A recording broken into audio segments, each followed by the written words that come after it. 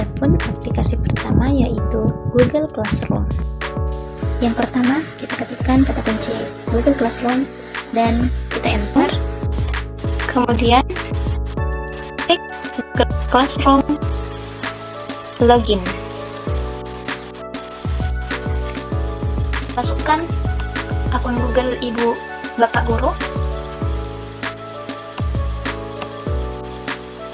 Klik selanjutnya. Nah, di sini sudah masuk akunnya, kita lanjut saja ke continue. Klik continue. Nah, kita dapat mengklik kelas, kemudian mencentang kotak. Kemudian di sini ada kelas name, kita tulis saja untuk mata pelajarannya, misalkan bahasa Indonesia. Kemudian selanjutnya pada bagian ini kita masukkan salah satu kelas yang diajar oleh Bapak Ibu, misalnya kelas 6B. Kita klik kelas 6B. Untuk subjek dan room ini opsional ya Bapak Ibu, kita boleh diisi atau tidak. Untuk itu saya memilih tidak mengisi. Kemudian kita lanjutkan. Nah, yang pertama yaitu fitur untuk mengundang siswa bergabung dalam kelas dengan menggunakan kode yang tertera di dalam kolom. Kemudian ini fitur untuk mengganti tema sesuai mata pelajaran. Nah, untuk mengirimkan materi dan penugasan, klik pada fitur password. Nah, di sini terdapat fitur untuk memberikan tugas, kuis, pertanyaan, materi, dan topik. Nah, di mana masing-masing fitur tadi memiliki kolom pengisian berupa titel atau judul materi ataupun tugas, serta di sini ada instruksi atau deskripsi untuk memudahkan kita memberi petunjuk kepada siswa terkait materi ataupun tugas yang diberikan. Kemudian untuk melampirkan file terdapat Google Drive, YouTube, upload atau file yang diupload dari komputer serta link. Nah, di sini ada fitur penilaian. Di sini ada tanggal atau tenggat tugas yang harus dikumpulkan oleh siswa. Kemudian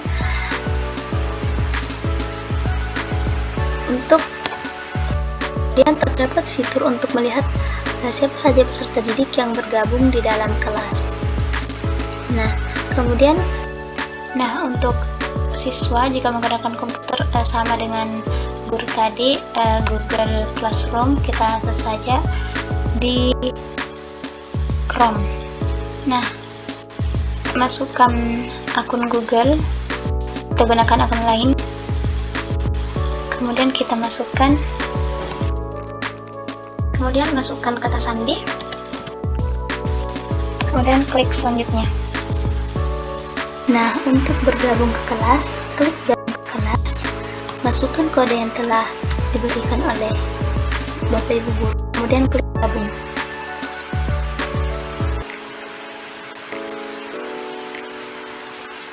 Pertama, di sini tampilan pada beranda sudah terdapat tugas mendatang. Kita dapat mengakses dengan mengklik lihat semua.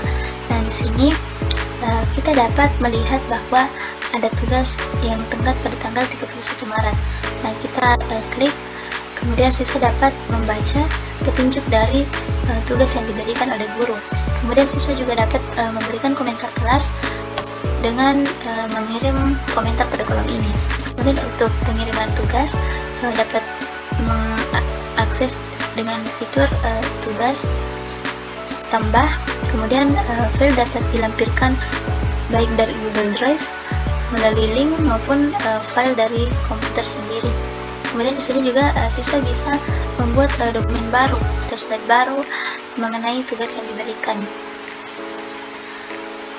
Kemudian di sini kita dapat melihat tugas yang baru diserahkan dan fitur tugas yang telah selesai dikumpul. Jadi kita ketik kata kunci Bamboozle pada Google Chrome, kemudian kita masuk, langsung klik saja. Nah, hasilnya akan seperti ini. Kemudian kita join for free, kita isi sesuai dengan petunjuk.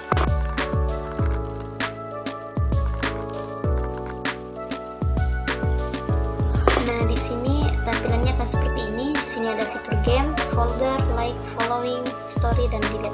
Jadi di sini ada fitur library di mana kita dapat membuat games, membuat folder, melihat jumlah suka, dan following atau pengikut. Nah, jika kita ingin membuat game, kita dapat klik fitur game pada tabel ini. Kemudian tampilannya akan seperti ini. Titel kita isi dengan judul materi. Contohnya di sini ada bahasa, kita pilih Indonesia. Kemudian di sini ada fitur untuk menambahkan gambar. Kemudian setelah itu, jika sudah selesai, di sini ada fitur publik untuk banyak yang dapat melihat. Kemudian kita make game.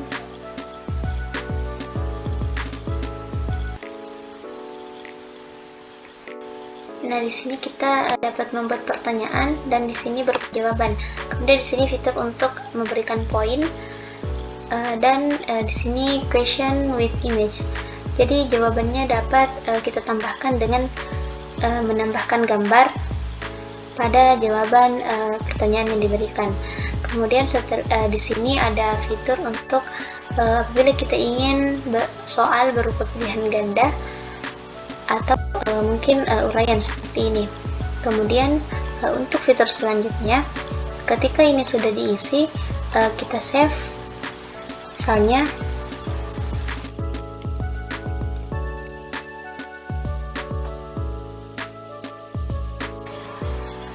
nah, di sini sudah terdapat soal serta jawaban soal yang sudah kita buat sebelumnya.